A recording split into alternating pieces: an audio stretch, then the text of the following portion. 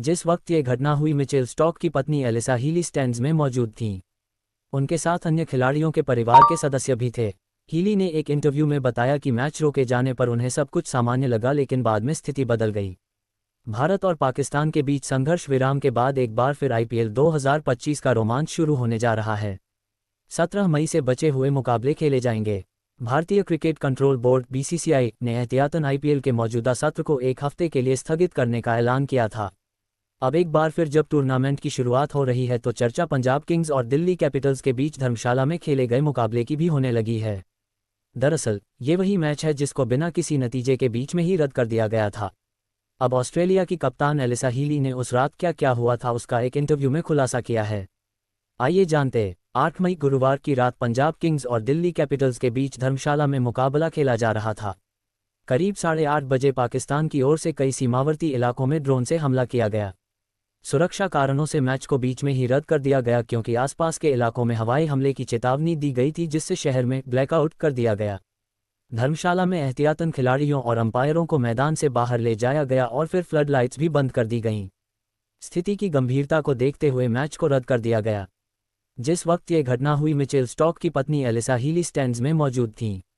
उनके साथ अन्य खिलाड़ियों के परिवार के सदस्य भी थे। हीली ने एक इंटरव्यू में बताया कि मैच रोके जाने पर उन्हें सब कुछ सामान्य लगा, लेकिन बाद में स्थिति बदल गई। विलोटॉक पॉडकास्ट पर हीली ने कहा, बिजली के कुछ टावर की बत्ती गुल हो गई और हम बस वहीं इंतजार कर रहे थे। मैंने कुछ सीट दूर अफवाह सुनी कि हमें स्टेडियम खाली करना पड़ सकता है क्योंकि बिजली गुल हो गई है।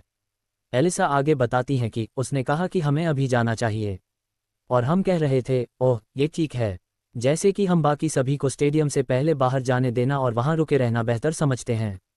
हम शायद यहां सुरक्षित हैं क्योंकि हर जगह लोग सीढ़ियों से नीचे उतर रहे होंगे।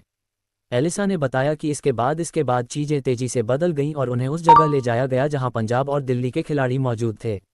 हीली कहती हैं, फिर एक और आदमी बाहर आया, उसका चेहरा सफ़ेद पड़ चुका था। उसने एक बच्चे को पकड़ लिया और कहा, हमें अभी निकलना होगा। एलिसा ने कहा कि यह इतनी तेजी से हुआ कि फाफ डू प्लेसी कमरे में बिना जूतों के थे। उन्होंने कहा, खिलाड़ी वहां थे, फाफ ने जूते भी नहीं पहने थे, वे सभी वहां बस इंतजार कर रहे थे और तनाव में दिख रहे थे। मैंने मिच से पूछा, क्या हो रहा है, और उसने कहा, 60 किलोमीटर दूर शहर में अभी अभी मिसाइलों से हमला हुआ है और इसलिए इलाके में पूरी तरह से ब्लैकआउट हो गया था। दोनों टीमों को लंबी सड़क और ट्रेन यात्रा के माध्यम से दिल्ली लाया गया। एलिसा ने कहा, अचानक हमें वैन में ठूंस दिया गया और हम होटल वापस चले गए। वहां स्थिति काफ़ी अच्छी नहीं थी। हम पंजाब के कुछ खिलाड़ियों के साथ बस में बैठे थे। मुझे लगता है कि श्रेयस मेरी बस में था। यह ऐसा था जैसे आप वहां से निकलते ही वैन में चढ़ जाएं।